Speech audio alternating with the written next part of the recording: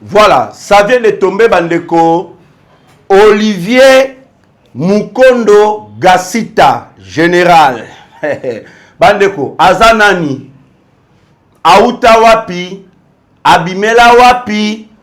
Aussi pourquoi Kaka Kombo na yende et se retrouve à Kanaba ordonnance nyonso. Mais cette fois-ci, ordonnance présidentielle est nommée été, mais Gilles Banza Ande Motoa Kotinda na Katanga. Bandeko. Olivier Mukondo Gasita Azanani.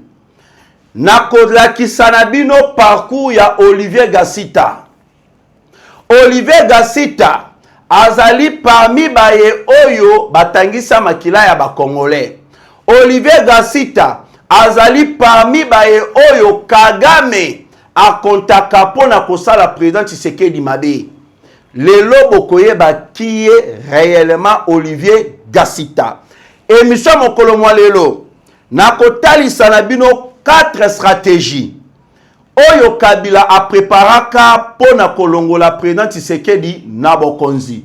Bozali ko se rappeler, Kabila avant de partir à Lobaka, je ne vous dis pas au revoir, mais à bientôt. Molonga ninaye Olive Lembe Kabila. Ye ayaka koloba, mon mari travaille en silence. Bandeko, nakotali sabino 4 stratégies que Joseph Kabila a bongisaki pour chasser le président Tshisekedi au pouvoir. Mais le kola nzambe azana Congo, le kola nzambe azana président Tshisekedi, ba stratégie nyonso wana échoué. Tokobeta lisolo na émission mokolo mwalelo. Tension oyo ezali na ensemble parti politique ya Moïse Katumbi. Car Olivier Kamitato alobi azali prêt ya kobimisa basekele ya Moïse Katumbi, ya ko déshabiller Moïse Katumbi, kotalisa kiye Katumbi. Na makambo eza koleka na este, rôle nini Katumbi ajuaka na kati bandeko awa na Kinshasa. Bientôt bokoyoka to bokomona Olivier Kamitato akocha makolo na ye awa pona aya kopanza teke. Qu'est-ce qui se passe? Tokobeta lisolo ya makambo motali est de la République démocratique du Congo. Depuis que Rubaya etomba na maboko ya bayi M23, mosolo oyo bazwaka na nzela ya ba matière, mosolo wana esalaka nini na Rwanda? Bandeko, bogoye bayango awa. C'est par là vous allez comprendre réaction ya cette dame oya lekaki na balobeli ya peuple koloba maye oyo alobi sur Martin Fayulu. Elle a totalement raison ya kosilika parce que Fayulu azali ko rouler pour les ennemis de la République. Fayulu azakolia falanga ya Kagame, azakolia falanga ya Kabila, ya Katumbi contre la République démocratique du Congo. Là, je donne raison na l'exercice légal oyo a quitté Fayulu pour la prostitution politique. Bandeko, est-ce que dialogue est kozala? Parce que Mbutu est koti na opposition. Ba Congolais, balobi nanga ngai oyo nazali molobeli na bango ke tango kokende kosala ba analyse komema mayebisi ndengo yakana yango kobosana te oloba maloba na biso ba Congolais te tondimi dialogue oyo mokonza mboka alobi mais Kabila nananga ba participer te. Bandeko, tokolobela yango awa naba détail lolenge molongo bani. Bonjour et bonsoir. Nabalandi nabiso de partout dans le monde. Ezali ko dépendre na ngonga oyo bozeli émission mokolo mwalelo na KN8 télévision, aussi na Petruza télévision. Voilà, sans plus tarder bandeko, tolobela nano 4 stratégies oyo Kabila abongisaka po azonga na bokonzi. Kabila atika pouvoir na volonté na yete. Kabila atika pouvoir na pression populaire. Atika pouvoir parce que les Américains bayaki kopesa ye mo Congo. Mais Kabila yebaka na ndenge na kotika pouvoir eza lokola na simbisi Félix Tshisekedi na koya kozongela gâteau nanga nde alobaka na biso je ne vous dis pas au revoir mais à bientôt. Les 4 stratégies que Kabila a élaboraka a planifiaka pona kolongola président Tshisekedi na pouvoir ya liboso ezalaki ya ko destituer le président de la République pona ko remplacer ye na Alexis Tambwe Mwamba selon la constitution de notre pays. En cas d'empêchement du président de la République ou soit le chef de l'État destitué, moto oyo akozwa ngwende ezali président du Sénat selon la constitution.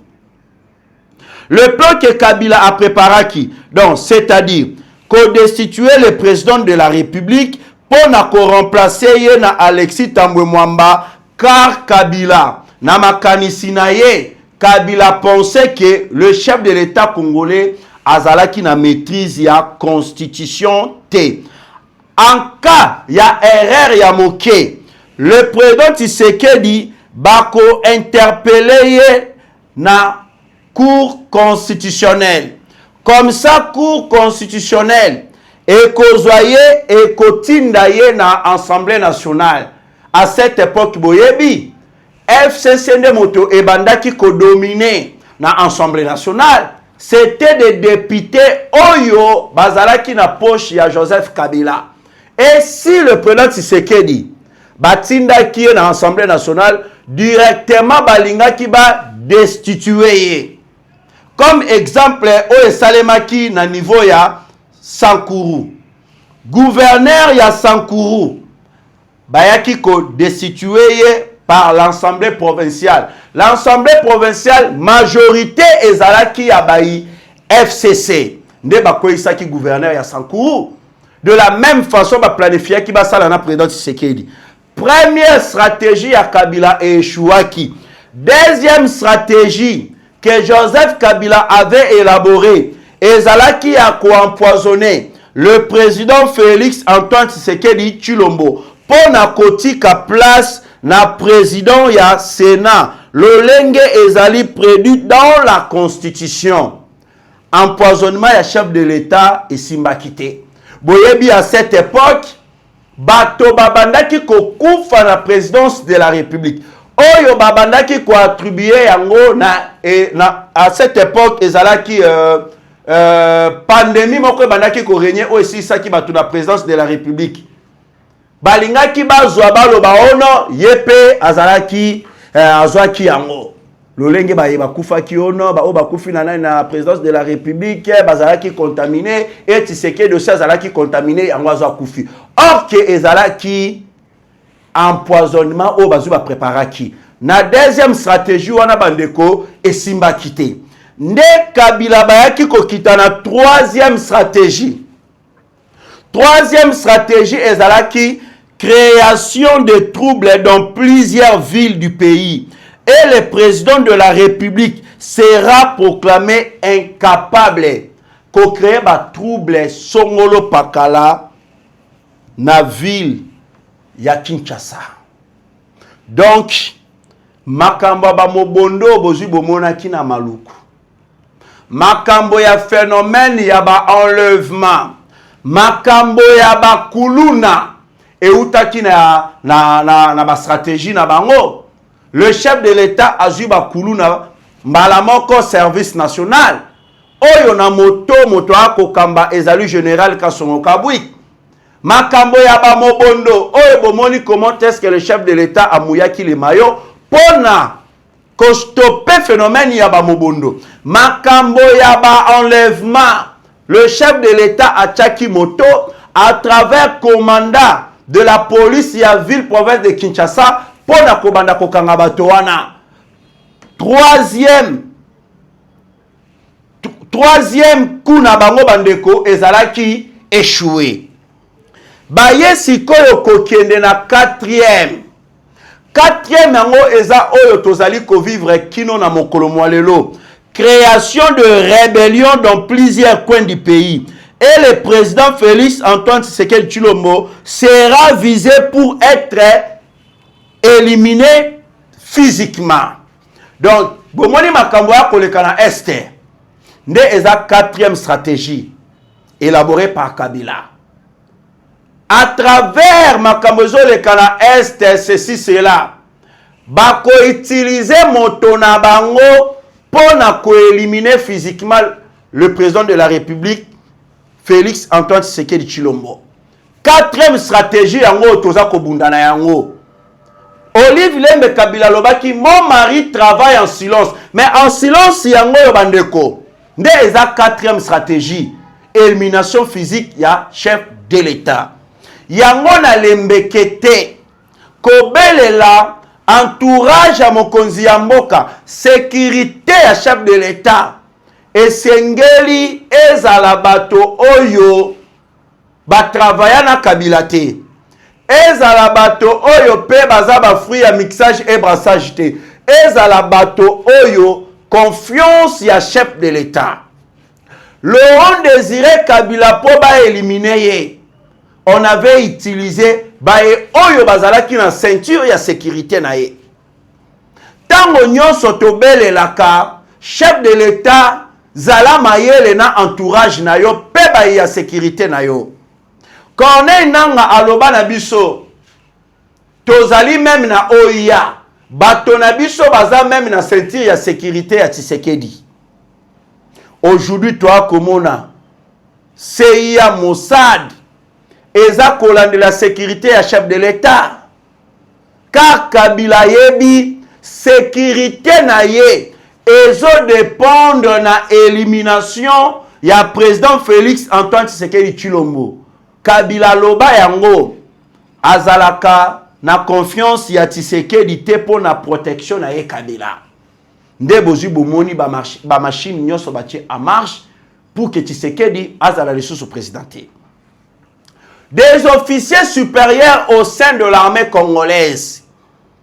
Nous avons des officiers généraux, nous avons des colonels, nous avons oyo bazali fruit à mixage et brassage. Jusqu'au jour d'aujourd'hui, misusu bazana ba poste stratégique, les officiers subalternes, il y a mixage et brassage, donc basé belé. Les lois na kolingana pe sabino en termes ya Olivier Gassita. Bato ya lolenge ya Olivier Gassita baza combien? Bandeko, baza ebele. Qui est le général Olivier Mukondo Gassita? Le général Olivier Mukondo Gassita a botami en 1997 na niveau ya Gikongoro. Gikongoro ezali na sud du Rwanda.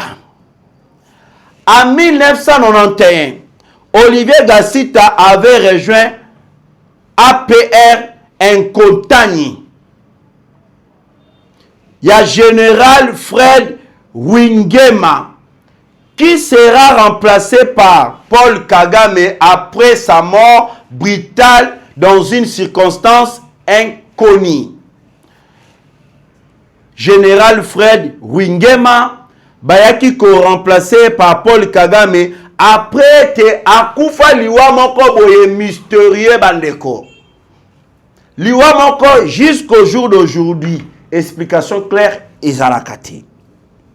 Olivier Gassita va combattre dans l'APR jusqu'à 1994 à la chute du pouvoir Hutu qui était dirigé par le président Juvénial Habyarimana. En 1996, lors de l'envahissement du Zaïre, Olivier Gassita traversera aussi comme d'autres Rwandais. Donc Olivier Gassita a traversé. Aya lolenge mokona ba Rwandais misusu puisque lui-même c'est un Rwandais. Bandeko. Ba traversa pour na koya koede Musée Laurent Désiré Kabila ko renverser régime ya Mobutu avec l'AFDEL. En 1998, lors de la mutinerie contre Musée Laurent Désiré Kabila. Olivier Gassita s'est trouvé dans la ville d'Uvira, où il sera nommé sous-lieutenant par le colonel Mungisha de l'APR pour rejoindre le capitaine Rouerimbe comme adjoint naye à Makobola. Ils ont travaillé ensemble jusqu'à massacrer de milliers de populations civiles de Makobola. Vous avez massacre de Tolobaka ya Makobola. Olivier Gassita azalaki adjoint ya capitaine Rouorimbe. Rouorimbe azalaki chef ya opération oyo ekumbamaki na Makobola, dont Olivier Gassita azalaki adjoint na ye. Baboma ba Congolais na Makobola bandeko lokolo eloko mosusu.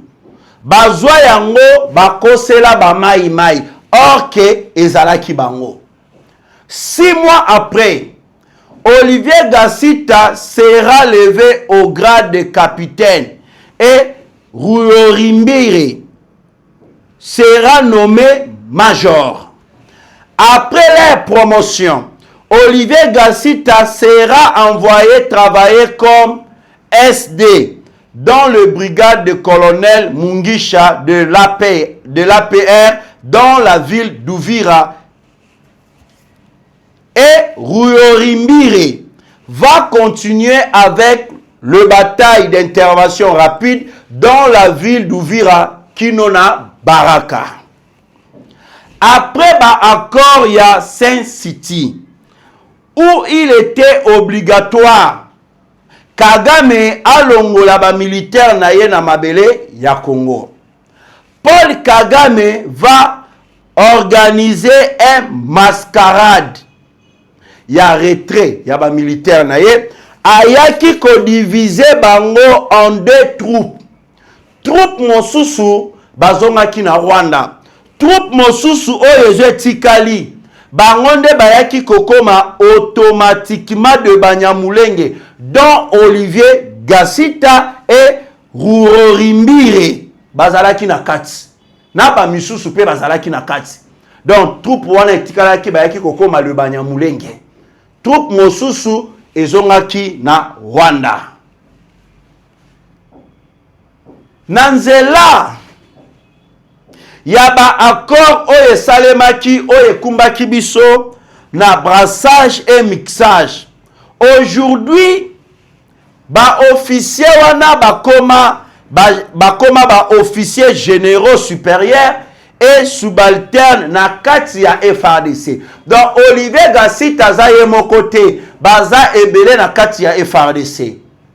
C'est parmi les raisons puisque Olivier Gassita abandaki ko mener ba opération na ville ya Uvira elongo na oyo azalaki libosone abandaki ko kumba ba opération capitaine Rouorimbire. Olivier Gassita azalaki adjoint na ye ba mena ba opération na niveau ya Uvira. Yango tango banomaki ops chargé des opérations et renseignements na Uvira, population ya Uvira baboyaki puisque baebi malam. On doit lancer nettoyage na kati ya armée. Kagame ne bomona kaye azalaka sur Kagame na ba allié na ye. Bazalaka sur na bango po bayeba kaete bakozwa victoire à travers ba militaire na bango oyo bakoma automatiquement ba congolais pour éliminer le président Tshisekedi. C'est pour cela bomonaka trahison ezalaka makasi na FARDC. C'est pour cela bomonaka ba opération oyo tolansaka côté oyo ba soldat ba kolela basenga ba munitions ba pesa bango ba munitions te rançon et yakate tout ba biloko je sengeli. C'est parce que eza na ba Rwandais oyo bazwa ba poste supérieur au sein de l'armée congolaise, bazalaka na ba poste stratégique, bazali na ba poste ya kokumba ba opération contre le M23. Comment bango baza chargé des opérations ceci cela, babundisa bandeko na bango, tandis que mission oyo batinda bango na zela ya mixage et brassage ezali nde ko faciliter pe ko bundela intérêt ya Rwanda. Comment est-ce que tu peux espérer toujours victoire? Na babiloko aboy. Olivier Gassita n'a jamais été congolais, ni de près ni de loin. Et le chef d'état-major général Gilles Banza et Sengeli a fait sa explication. Boni a eu décision Yemoko sans le président de la République Aïeba, sans le VPM de la défense Aïeba, Yakotinda Olivier Gassita comme ops chargé des opérations et renseignements à niveau ya Katanga. Plan na bango ezali nini? Ezali shit ya Katanga. Voire même qu'empoisonner le général Edi Kapen, ça fait partie na ba plan na bango. Tolobate. Je pense bien na beteli binoli solo to parcours ya Olivier Gassita. C'est un tout Rwandais. Il n'est pas congolais. Tolongo wana bandeko, depuis que le M23 bazwa contrôle ya Rubaya, le gouvernement rwandais bazali ko accélérer na projet à construction des routes. Na minito bandeko, na Rwanda, gouvernement rwandais ezo sala banzela. Banzela na Rwanda. Monsolezo uta wapi, ezo uta na Rubaya. Depuis bazwa contrôle ya Rubaya. Maintenant, question ya komituna. Pendant tango oyo, AFC bar M23, bango balobaka ete ke baza ba libérateur. Balobaka ete ke baza wana pona ko servir Congo. Mais balobata nzela moko o bango bazu basali. Ezate. Mais kotoyo Rwanda zo sala banzela na mbongo ezobima na Rubaya oyo bango AFC bar M23 baza elongo. Rwanda est en train de construire Rwanda na mbongo ya Congo, mais bino bosala tanzela na Congo bo akosala te. Et puis bolobake boza wana pona Congo. Te komona Fayulu adime alobi oui M23 toyebi ke ba Rwanda bazali, mais na kati il y a des Congolais. Alors na kolinga to vanda na kabila nananga pona kotuna bango pona nini basimbeli Congo mandoki. Après kotuna bango pona nini basimbeli Congo mandoki. Soki ba se justifier finish na yango ezali nini? Ko lave bango. Ko pesa bango oyo bango baana bosenga. Makambo justice pona bango ekozala lisusu te. Maintenant bolo banangai qui est Martin Fayulu. N'est-ce pas que Fayulu azali moko yaba ennemi? N'est-ce pas la français balobaka, dis-moi qui tu fréquentes, je te dirai qui tu es. Donc Fayulu azali moko oako tambola na moyibi ozako lala toko liana mobomi yo poza pe mobomi. Fayulu aza ennemi de la République. Bino bato boako tia makelele oh mwana mwasi wana azwa lobi Fayulu aza mbwa Fayulu aza papa ya bolole botika ya vanda kimia a manifester passion ya koyoka pona bandeko na biso na este. Oh non afingi pona nini mais bolo bananga soki bino bato ya eside e Fayulu aza contre mafinga pona nini akomisa mama Marie cadre na eside nini oyo mama Marie wana ya koko asala po akoma cadre na eside ezali parce que afinga mama Denise, ezali parce que afinga chef de l'état et au finish Fayulu a récompensé. Donc bokoki ko pesa biso ba leçon te. Mama wana manifester pasi na motema. O ezo senga biso peto manifester. Fayulu aza moto akobetela maboko te. Aza moto vraiment ya kosimba tabo ekobete makofi. Bato ba kokufana pona Fayulu eza ko représenter rien et pas ya Fayulu. Biso tondima. C'est ça. soki bakolinga bapesa etumbu na mama ya leki na balobeli ya peuple oyo alobi Fayulu azambwa azali papa ya Bololé bapesa pe etumbu na mama Marie oyo akomi au cadre na eside ya Fayulu parce que azu yango na nzela ya mafinga. Fayulu aza ennemi de la République. Azo mérité respect à ba Congolais. Azo mérité respect mon côté. Donc hier a koyo que la batu ya est pas cité parce que bandeko combien de Congolais sont tués à l'est? Est-ce que Boyoka Fayulu azo sala a tenir conférence de presse ya ko Kagame qui tue à l'est? Ya ko partager ma bawana bandeko na biso ya est. Ba kei kaka na Burundi. Batikali ko beta ni tout na kaya ba réfugié na Burundi. Et le bela bangwelo côté ba yekozonga na Kinshasa. Maintenant, de quel peuple oyo Fayulu alobaka kenaza soldat na bango? De quel peuple? Bandingari ba Sénégalais, c'est ça? Ba Rwandais. Bandeko. Conscience c'est ça la toza bazobate. On ne peut pas kondima ba bêtise ya boye. Ça chauffe ensemble. Olivier Kamitatu décide de déshabiller Katumbi. Kobimisa rôle Katumbi azalaka na yango na kati ya ba M23. Bientôt, Olivier Kamitatu akozala na Kinshasa accompagné par son directeur de cabinet Hervé Diakese. Alobi nako panza nteke. Katumbi ne mérite pas. Makile za kutangana este Katumbi azala rôle munene ajuaka. Langa na kulubiza miracle nzambe. Ndenge tolobaka Satan côté la bango babunda, Satan côté li bango ba vérité salinini et komi kobima. Parfois na lobaka tozala honnête et sincère. Soki bolobi Tshisekedi azala présidenté. Nani oyo bino bozu bomoni ako remplacer Tshisekedi. Boloba nanga. Ba onyo so bozomona ya opposition bazana pocha Rwanda. Est-ce que ba manifesta kata souci ya bande konabiso ba kokufa na est? Non, ils sont là pour na kocha ba mosolo na ba compte na bango. Ba koma kosala business na malheur ya bande konabiso na est. Baza ba marionnette ya Kagame, baza ba marionnette ya ba occidentaux.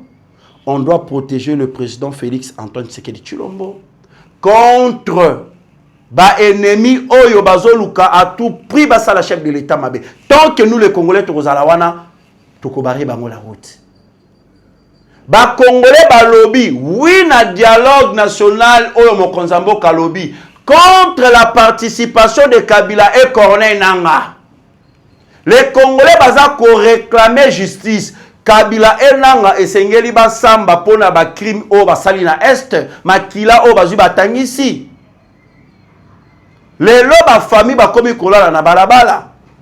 Lelo ba boti bana na bango bakufi, lelo bana ba boti bakufi à cause ya Kabila et Corneille Nangaa. C'est parmi les raisons que le Congolais insiste et persiste. Ya koloba na chef de l'état baza contre dialogue Kabila na Corneille Nangaa va participer.